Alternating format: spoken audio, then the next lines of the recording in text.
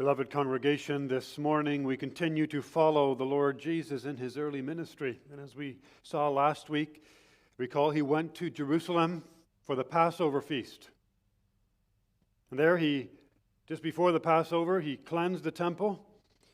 And then after the Passover, sometime in mid-April, he met with Nicodemus there in that year, the first few months of his early part of his ministry. But then, rather than going back to Galilee, Jesus spent several months in Judea in the south. From April of that year, 27, until sometime in mid to late fall of that year, the Lord Jesus stayed around the area of Jerusalem in Judea in the south. We know very little of what happened during that time.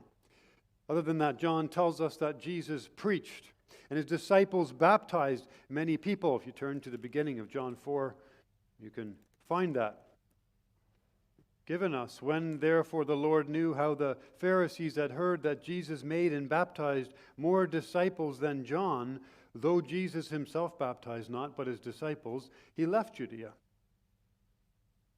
So they're there, and the disciples are baptizing.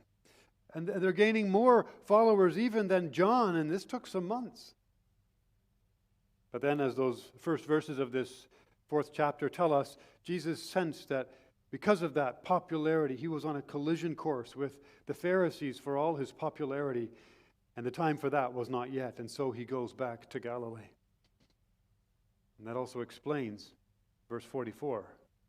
Maybe you wondered, what does that mean as we read it? Jesus had left Judea, he got to Samaria, and 2 days later he went into Galilee for, verse 44, Jesus himself testified that a prophet hath no honor.